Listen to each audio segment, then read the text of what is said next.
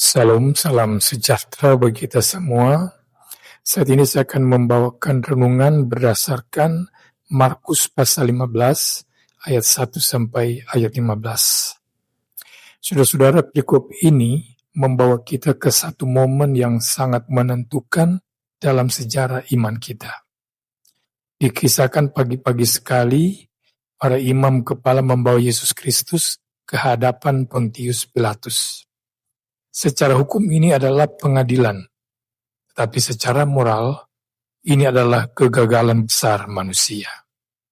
Kita tidak hanya melihat Yesus diadili, tetapi kita melihat kebenaran dipermainkan, keadilan ditawar, dan hati nurani dikalahkan. Dan yang paling mengejutkan, kisah ini ternyata bukan hanya tentang mereka, para tokoh pembacaan kita, tetapi juga tentang kita sendiri. Mari kita belajar tokoh-tokoh yang terdapat dalam pembacaan kita. Pertama, Pilatus. Dia adalah orang yang tahu kebenaran, tapi tidak melakukannya. Pilatus bukan orang jahat dalam pengertian sederhana. Pilatus tidak membenci Yesus. Bahkan Alkitab mencatat bahwa Pilatus tahu Yesus diserahkan karena iri hati. Artinya, Pilatus tahu kebenaran, tetapi masalahnya bukan pada pengetahuan saja. Masalahnya adalah keberanian untuk bertindak. Pilatus berada dalam posisi sulit. Jika ia membebaskan Yesus, ia berisiko menghadapi tekanan politik. Jika ia menghukum Yesus, ia mengkhianati keadilan. Tapi sayangnya, akhirnya Pilatus memilih jalan yang paling aman, mengorbankan kebenaran demi kenyamanan. Saudara-saudara yang Kristus kasihi, bukankah kita sering berada di posisi Pilatus? Kita tahu praktek korupsi itu salah, kebohongan itu dosa, ketidakadilan itu melukai hati Tuhan. Tetapi kita sering berkata, sudahlah, jangan terlalu idealis. Yang penting aman. Jangan cari masalah. Di kantor kita melihat ketidakjujuran, tapi kita diam. Di lingkungan sekitar kita melihat ketidakadilan, kita pura-pura tidak tahu. Bahkan dalam keluarga kita tahu ada yang tidak benar, tapi kita memilih tenang supaya tidak ada konflik. Saudara-saudara, dosa terbesar Pilatus bukan karena ia tahu, tetapi karena dia tidak berani. Tapi itu juga bisa menjadi dosa kita. Yang kedua, orang banyak. Orang banyak berteriak, salibkan dia. Nah, yang menarik di sini, mereka tidak punya alasan yang jelas. Mereka hanya mengikuti hasutan. Hari ini mereka menolak Yesus, padahal mungkin beberapa hari sebelumnya mereka bersorak menyambut dia. Apa artinya?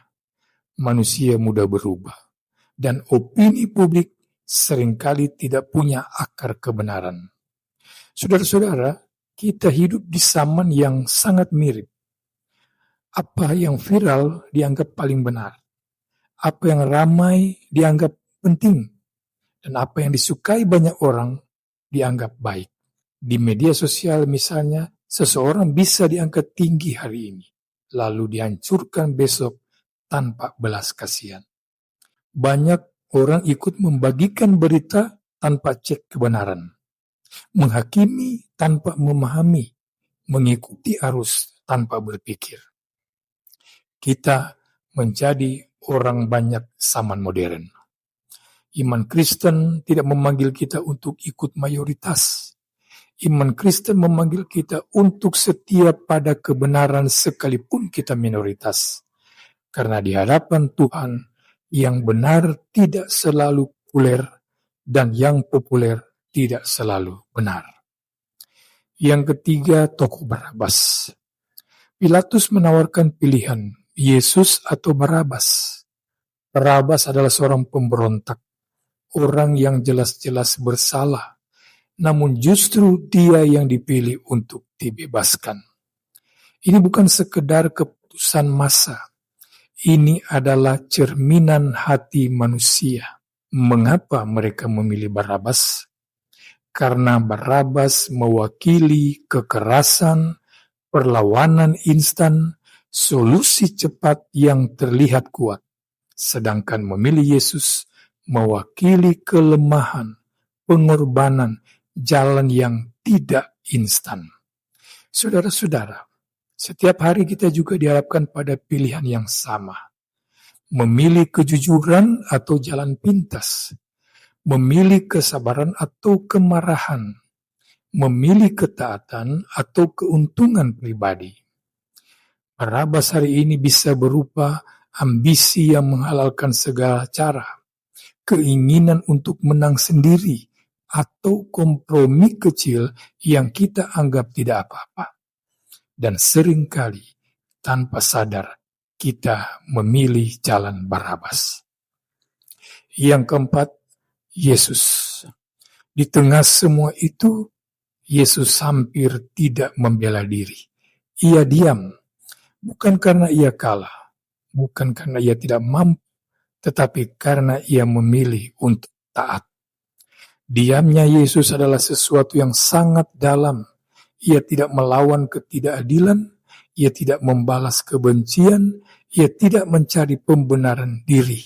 Karena Yesus tahu, salib adalah jalan yang harus ditempuh. Saudara-saudara, kita sering menganggap diam itu kelemahan. Padahal dalam iman, diam bisa menjadi kekuatan terbesar jika itu adalah ketaatan kepada Tuhan. Saat kita tidak membalas kejahatan dengan kejahatan, saat kita memilih sabar di tengah ketidakadilan, saat kita tetap setia meski disalahpahami, disitulah kita sedang berjalan di jalan Kristus. Saudara-saudara, marilah kita jujur. Kadangkala kita sama dengan Pilatus, tahu yang benar tapi tidak bertindak. Kadangkala kita sama dengan orang banyak, ikut arus tanpa berpikir. Dan kadangkala kita seperti Barabas, memilih jalan yang mudah daripada yang benar. Tetapi kabar baiknya, Yesus tetap memilih jalan salib untuk kita semua. Saudara-saudara yang Kristus kasihi, iman Kristen bukan sekedar percaya di hati.